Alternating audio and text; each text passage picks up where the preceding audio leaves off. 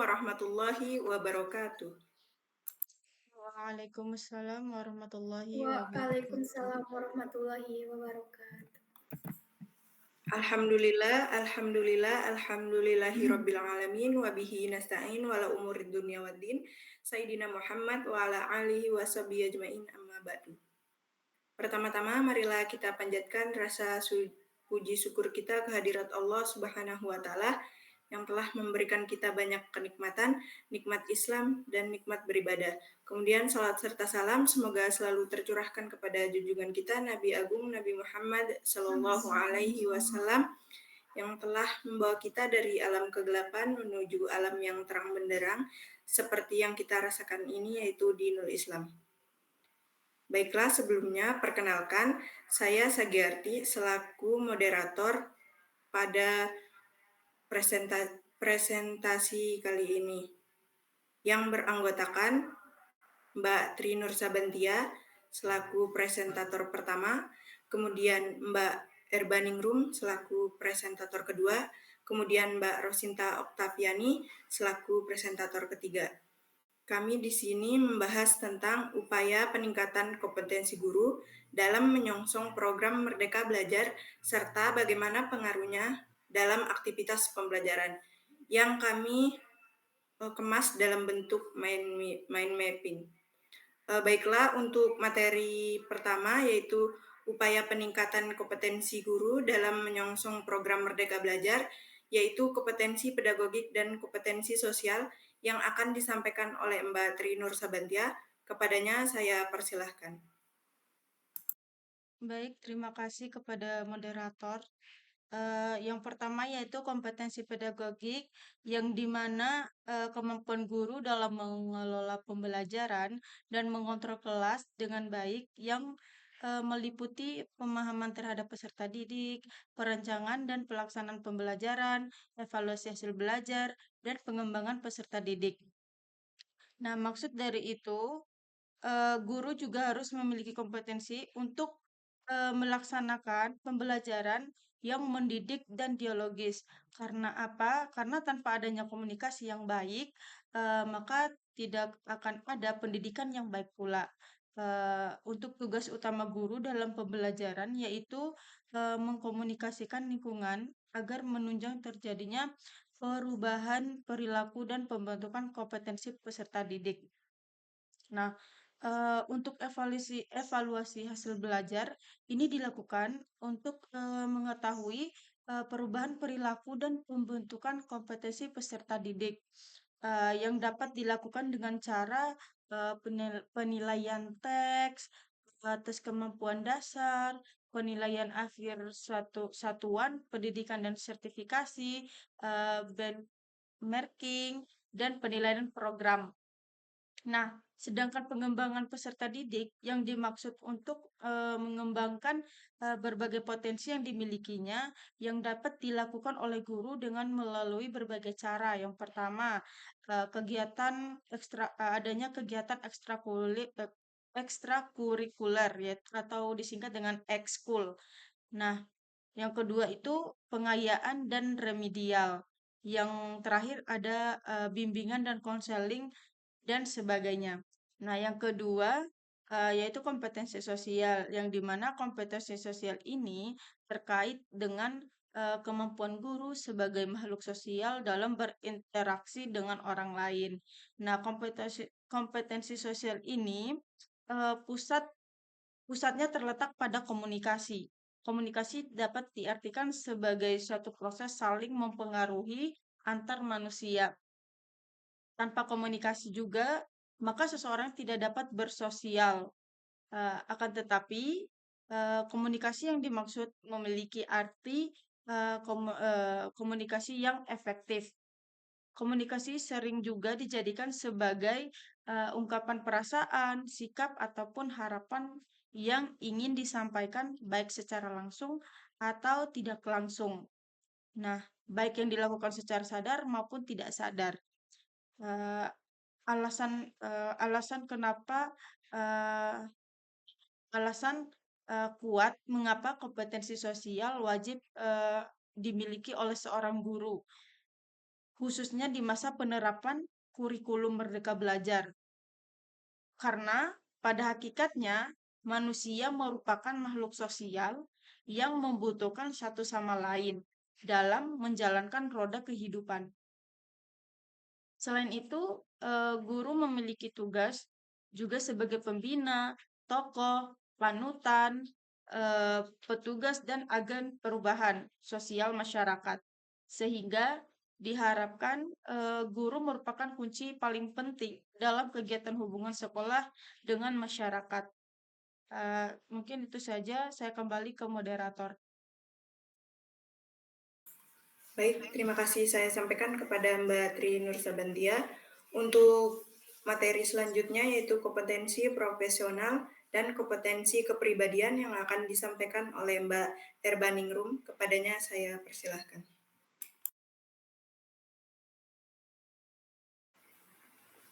Baik, terima kasih moderator atas waktunya. Kompetensi profesional. Kompetensi profesional merupakan kemampuan pendidik dalam penguasaan materi pembelajaran secara luas dan mendalam, yang memungkinkan guru dalam membimbing peserta didik dalam menguasai materi yang diajarkannya, serta mencakup penguasaan materi kurikulum, mata pelajaran di sekolah, penguasaan terhadap struktur dan metodologi keilmuannya. Dalam kompetensi profesional, terdapat indikator esensial subkompetensi profesional, yaitu meliputi yang pertama, kompetensi penguasaan substansi keilmuan yang berkaitan dengan bidang studi yang memiliki indikator, yaitu memahami materi ajar yang ada di dalam kurikulum sekolah, memahami struktur, konsep, dan metode keilmuan dengan materi ajar, memahami hubungan konsep antara mata pelajaran terkait, dan menerapkan konsep-konsep keilmuan dalam kehidupan sehari-hari. Yang kedua yaitu kompetensi menguasai struktur dan metode keilmuan yang memiliki indikator sebagai berikut. Yang pertama, menguasai langkah-langkah penelitian dan kajian kritis untuk memperdalam pengetahuan atau materi bidang studi secara profesional dalam konteks global. Kompetensi profesional berkaitan dengan segala bidang studi, berisi tentang yang pertama, memahami materi pelajaran yang telah dipersiapkan untuk mengajar. Yang kedua, memahami standar kompetensi dan standar isi mata pelajaran serta bahan ajar yang ada di dalam kurikulum. Yang ketiga, memahami struktur, konsep, dan metode keilmuan yang menaungi materi ajar. Yang keempat, memahami hubungan konsep antar mata pelajaran terkait. Dan yang kelima, menerapkan konsep-konsep keilmuan dalam kehidupan sehari-hari.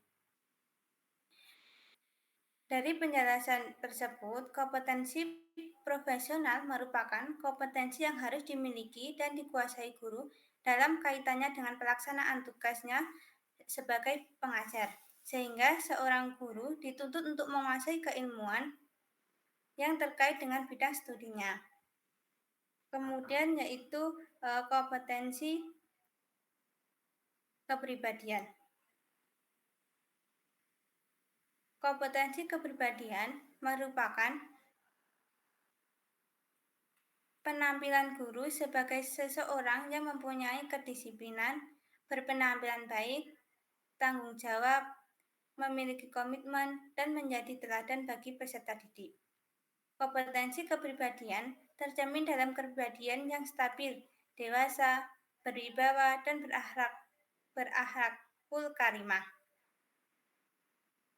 Kompetensi kepribadian terdiri dari yang pertama, kemampuan mengembangkan kepribadian, yang kedua, kemampuan berinteraksi dan berkomunikasi, yang ketiga, kemampuan melaksanakan bimbingan dan penyuluhan. Kompetensi kepribadian yang dimiliki oleh guru merupakan landasan bagi perwujudan diri sebagai guru yang efektif dalam melaksanakan tugas profesionalnya di lingkungan pendidikan maupun di lingkungan masyarakat. Dengan hal ini, memiliki makna bahwa seorang guru harus mampu mewujudkan pribadi yang efektif untuk melaksanakan fungsi dan tanggung jawabnya sebagai seorang guru.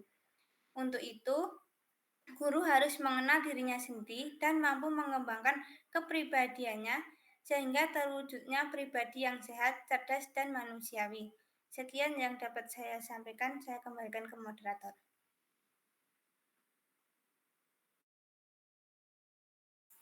Terima kasih saya sampaikan kepada Mbak Erbaningrum.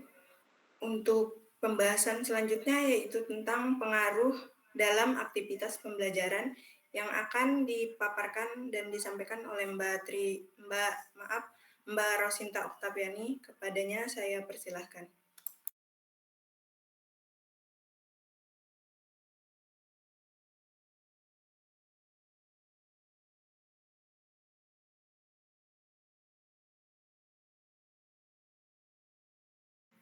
Baik, terima kasih atas waktunya. Oke, langsung saja untuk pengaruh program Merdeka Belajar terhadap aktivitas pembelajaran, yaitu yang pertama peningkatan kreativitas maupun inovasi, yang mana meliputi pendekatan pembelajaran yang fleksibel serta pembelajaran berbasis proyek. Pendekatan pembelajaran yang fleksibel itu guru lebih bebas mengembangkan metode pengajaran yang kreatif dan inovatif sesuai dengan kebutuhan maupun sesuai dengan minat peserta didiknya. Kemudian pembelajaran berbasis proyek, siswa terlibat dalam proyek-proyek yang menantang dan relevan dengan dunia nyata, yang mana dapat meningkatkan keterampilan berpikir kritis dan pemecahan masalah. Kemudian yang kedua, penyesuaian dengan kebutuhan siswa, yang mana meliputi pembelajaran yang dikonseptualisasikan secara individual serta pendekatan diferensiasi. Pembelajaran yang dikonseptualisasikan secara individual merupakan kurikulum Merdeka Belajar memungkinkan penyesuaian pembelajaran berdasarkan kebutuhan, kemudian minat dan potensi masing-masing siswa. Kemudian pendekatan diferensiasi, guru dapat menerapkan pendekatan diferensiasi dalam pembelajaran untuk mengakomodasi beragam gaya belajar peserta didiknya. Kemudian yang ketiga ada peningkatan partisipasi dan keterlibatan siswa, yang mana meliputi interaktivitas yang lebih tinggi serta pembelajaran yang relevan.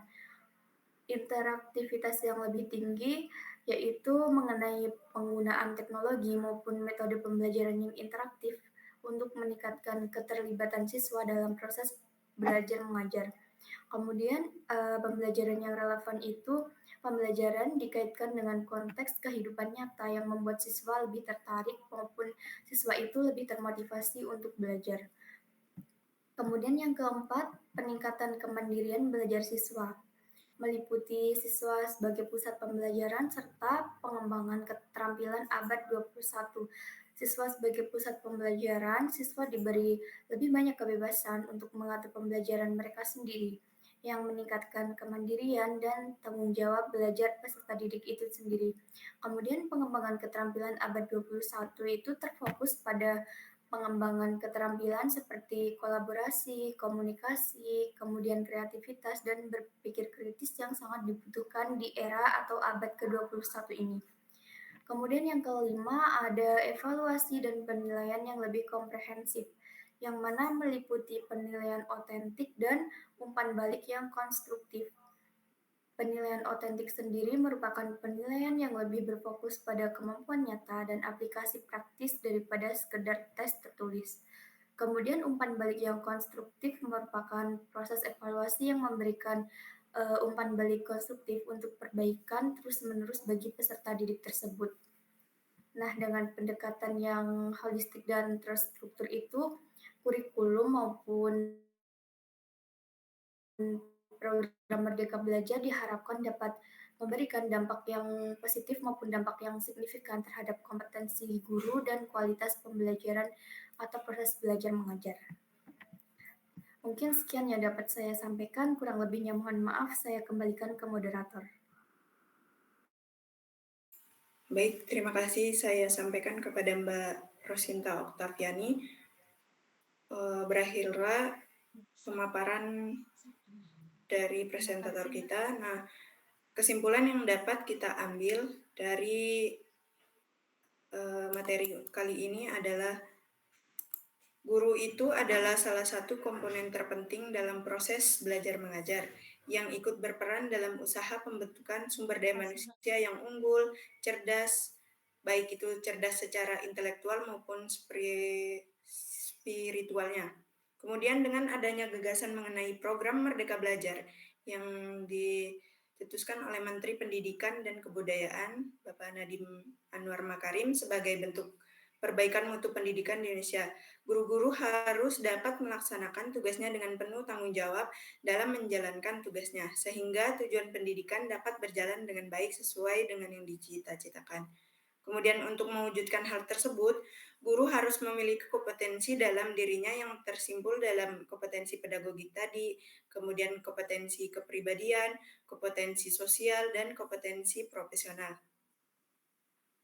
Dalam rangka menyongsong program kurikulum Merdeka Belajar, guru harus minimal memiliki 4 kompetensi tersebut yang memiliki fungsi dan peran-peran masing-masing. Kemudian untuk